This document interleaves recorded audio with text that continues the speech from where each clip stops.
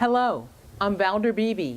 I'm the host and a visionary of the Valder Beebe Show's That Celebrity Interview.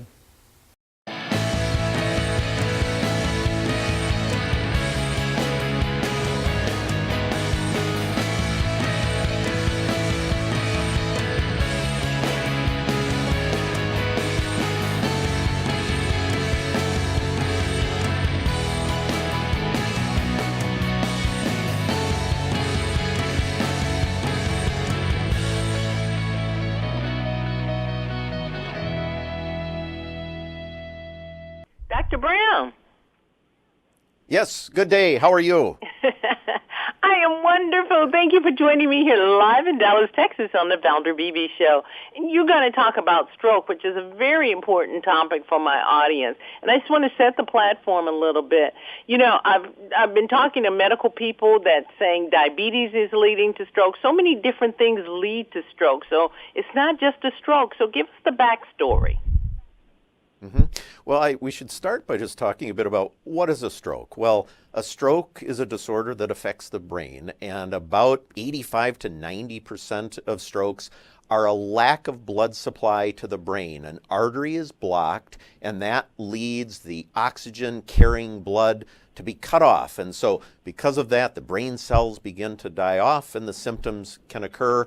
And then about 10 to 15% of strokes are bleeding strokes, in which an artery or an aneurysm ruptures, leading blood to spill into the brain tissue. The numbers have seemed to have gone up from the last time I've talked to someone about strokes. Is there an uptick in the number of people having strokes? And if that's true, why? Well, it's likely the case that the recognition of stroke is increasing somewhat. And it ends up that overall, because our treatment of the factors that increase one's risk of stroke, because the treatment of those factors is improving to a certain extent, the overall occurrence of stroke across the United States is stable and may actually be starting to go down slightly.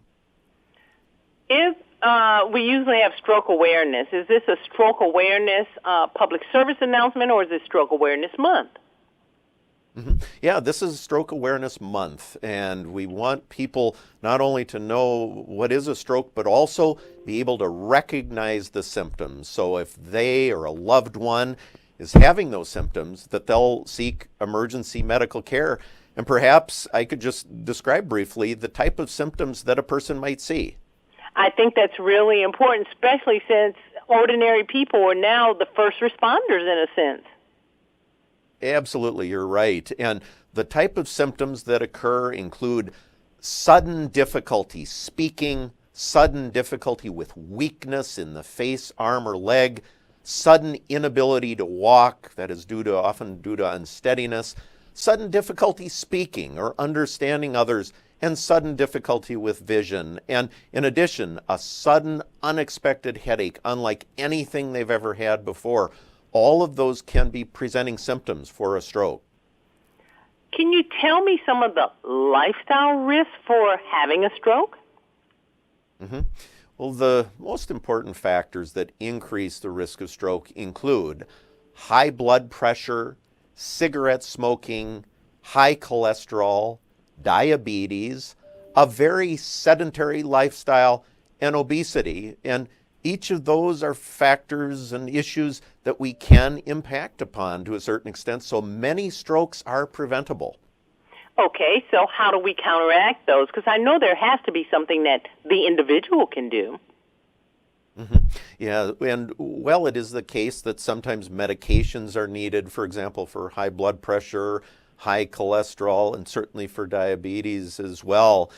It ends up that lifestyle factors, including increasing one's exercise and having a diet that is a favorable diet, low in fats and high, if you will, in vegetables and fruits and fish, as an example, reducing the meats in one diet, reducing one's fried food, and admittedly, sometimes easier said than done. But for all of these things, I would say it's in moderation. Sometimes my patients will say, well, I love certain types of food and I know they're not good for me. And my point is, you can have those now and then, but as long as your diet is quite consistent in terms of a healthy diet, you're going to lower your risk of stroke, and it's going to impact your blood pressure, it's going to reduce your risk of diabetes, and it's going to improve your cholesterol. But there are medicines available for all these things to help you as well.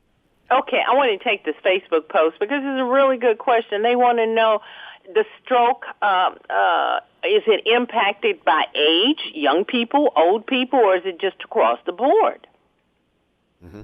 Excellent question. And it is the case that stroke is of higher occurrence as we get older, but very importantly, stroke can occur at any age. And so if one were to see someone in their 20s or 30s or 40s having the types of symptoms that I talked about earlier, they should seek emergency medical care because we do have acute treatments available for stroke in someone of any age. Okay, and you gave us some symptoms of stroke, and the symptoms come down to the acronym of FAST. I would love to leave my audience, once again, can you give me those words for the acronym of FAST? Absolutely. F is for face. Have that person who may be experiencing symptoms, ask them to smile, and if they have drooping on one side of the face, that can be a symptom of stroke. A stands for arm. Have them lift up their arm, and if one side is weak or if it quickly falls down, that arm weakness can be a presentation for stroke.